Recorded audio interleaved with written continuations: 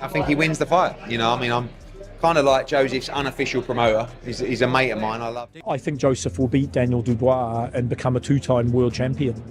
And I think that, no disrespect to Anthony Joshua, like he did amazing things, but he didn't really want to be in that ring. Got off a flight. Yeah, caught me at the wrong time. I was just off the flight and I was, you know, agitated and everything. But yeah, it was what was needed, I guess, to get to burn the fire. The boxing world is buzzing with anticipation as Daniel Dubois prepares to defend his IBF heavyweight title against the seasoned Joseph Parker. Will Dubois' raw power overwhelm, or will Parker's ring savvy lead him to victory? This isn't just another heavyweight bout. It's a make-or-break moment for both Daniel Dubois and Joseph Parker. One fighter is looking to prove he's the future of the division, while the other is on a mission to show he still belongs among the elite.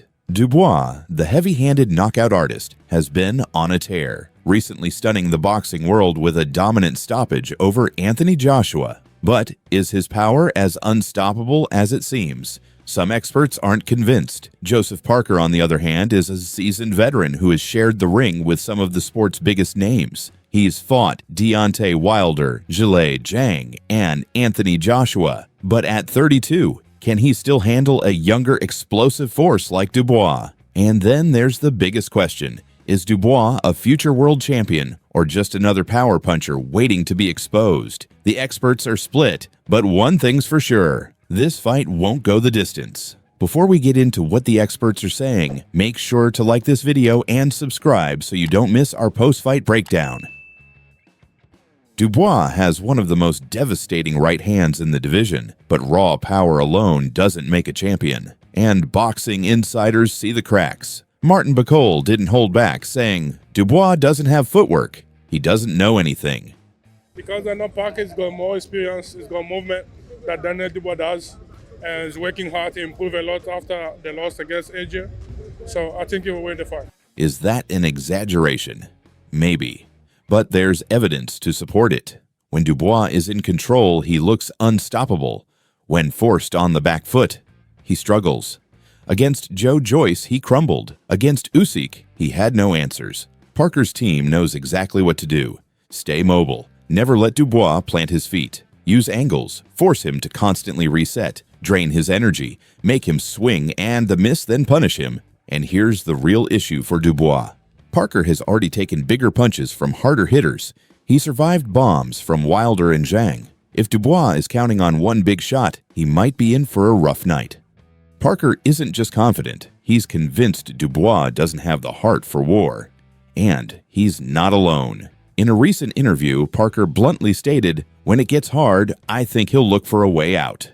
And honestly, history backs that up. Against Joyce, Dubois took a steady barrage of jabs before taking a knee and staying down. Against Usyk, when his power wasn't enough, he looked lost. Parker, meanwhile, thrives in deep waters. He's fought Joshua. He's taken Deontay Wilder's best shots. He knows how to survive and grind out wins. So what happens if Dubois doesn't get an early knockout?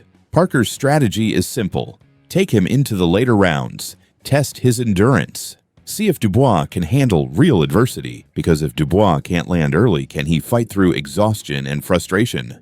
I think it's a great fight, and I like they're really putting Dan in there, you know, fight after fight after fight, hard fights, you know. I think Joseph Parker stylistically could cause him a lot of problems with his speed and experience, and he's been in there with the likes of Wilder and Zhang who are too. People are focusing on Dubois' power and Parker's experience, but one overlooked factor could change everything. Parker's newfound aggression. For years, Parker was a cautious, defensive fighter, using movement and counterpunching to avoid danger. But after his loss to Joe Joyce, something changed. He stopped playing it safe. Against Deontay Wilder, he didn't just survive, he took control. Against Zhilei Zhang, he stood his ground and traded. This isn't the same Parker that lost to Joshua or White. This version fights with urgency, power, and confidence.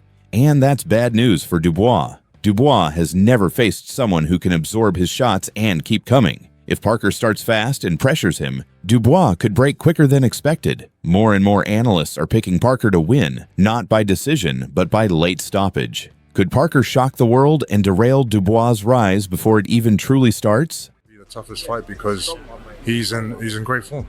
He looks good. He's improved with each fight and gotten better and better. And with, say, for example, with Zhang and Wilder, they didn't throw a lot of punches.